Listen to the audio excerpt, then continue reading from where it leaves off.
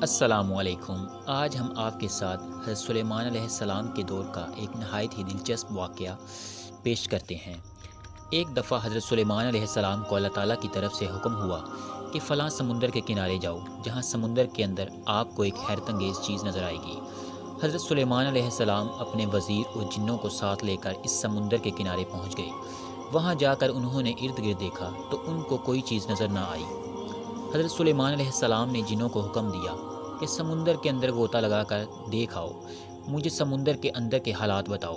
جنوں نے اپنے آقا کے حکم کی تعمیل کرتے ہوئے سمندر کی گہرائی تک ڈبکی لگائی۔ جنوں نے سمندر سے باہر آ کر آقا، ہم نے سمندر کی تہہ تک نظر ماری، ہم کو کوئی چیز نظر نہیں آئی۔ اس کے بعد حضرت سلیمان علیہ السلام نے جنوں کے دوسرے گروپ کو کہا کہ تم غوطہ لگا کر دیکھو، سمندر کے اندر کوئی چیز ہے۔ دوسرے گروپ نے بھی آ کر وہی بیان کیا جو پہلے گروپ نے بیان کیا تھا۔ حضرت سلیمان علیہ السلام نے اپنے وزیر آصف بن برخیہ سے فرمایا کہ تم غوطہ لگا کر سمندر کے اندر کے حالات معلوم کر کے مجھے اطلاع دو۔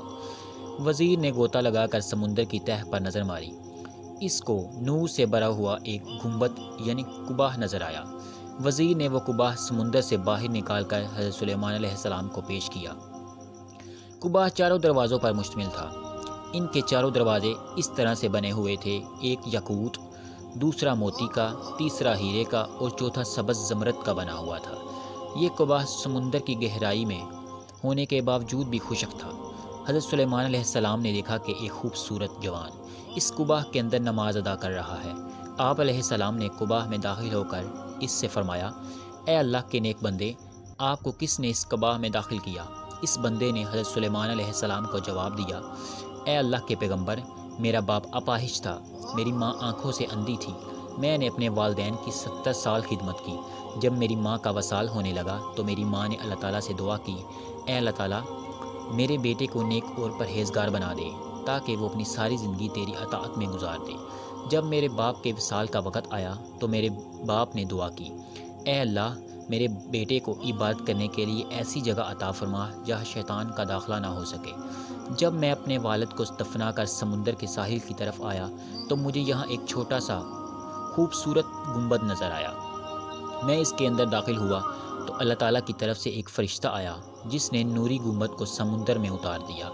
حضرت سلیمان علیہ السلام نے اس نوجوان سے پوچھا، کس پیغمبر کے دور میں آپ یہاں آئے ہو؟ اس نوجوان نے بتایا کہ میں حضرت ابراہیم علیہ السلام کے دور کا یہاں ہوں۔ حضرت سلیمان علیہ السلام نے حساب لگایا کہ اس نوجوان کو یہاں 2000 سال ہو گئے ہیں، لیکن یہ بندہ ابھی بھی جوان ہی نظر آ رہا ہے۔ آپ علیہ السلام نے اس نوجوان سے دریافت کیا کہ تم اس کعبہ کے اندر کیا کھا پی کر گزارا کرتے ہو؟ اس بندے نے جواب دیا، میرے پاس ایک سبز رنگ کا پرندہ اپنے منہ میں زرد رنگ کی کوئی چیز لے کر حاضر ہوتا ہے جس کا سائز انسانی دماغ کے برابر ہوتا ہے۔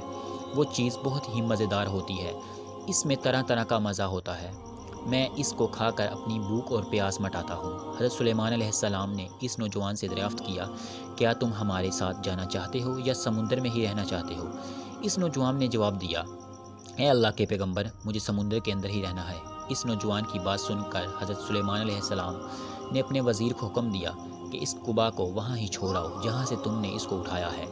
حضرت سلیمان علیہ السلام کے حکم سے اس بندے کو وہاں ہی پہنچا دیا گیا۔ حضرت سلیمان علیہ السلام نے لوگوں سے مخاطب ہو کر فرمایا کہ لوگوں، دیکھو والدین کی دعا کا کتنا اثر ہوتا ہے، ہم سب کو اللہ تعالیٰ اپنے والدین کا فرما بردار بنائے۔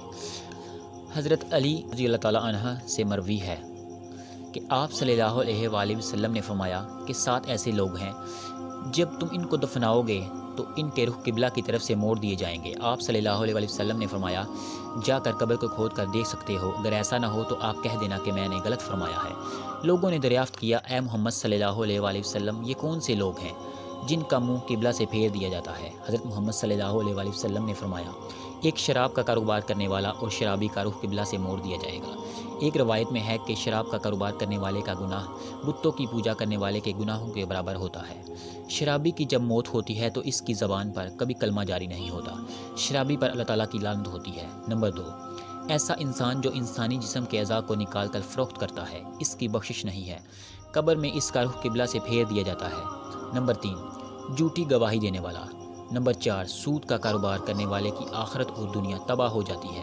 سود پر پیسے لے کر کھانے والے کا ٹھکانہ دوزخ ہے۔ سود کا کاروبار کرنے والے کے گناہ 70 درجے ہیں۔ ان میں سے سب سے نیچے والے درجے کا گناہ ماں کے ساتھ زنا کرنے کے برابر ہے۔ جب سود خور مرتا ہے تو اس کا رخ قبلہ سے موڑ دیا جاتا ہے۔ نمبر 5، میت کو دیکھ کر کپڑے پھاڑنا اور چیخو پکار کرنا کہ دور دور تک آواز جائے۔ ایسے انسان کا رخ مرنے کے بعد قبلہ کی طرف سے پھیر دیا جاتا ہے۔ نمبر 6، جو انسان اپنے مال کو جمع کرتا ہے، مثلا انسانوں کی خوراک اور جانوروں کے چارہ وغیرہ، ایسے انسان کا رخ قبلہ سے موڑ دیا جاتا ہے۔ شریعت ایسے مال کو جمع کرنے سے سخت منع کرتی ہے۔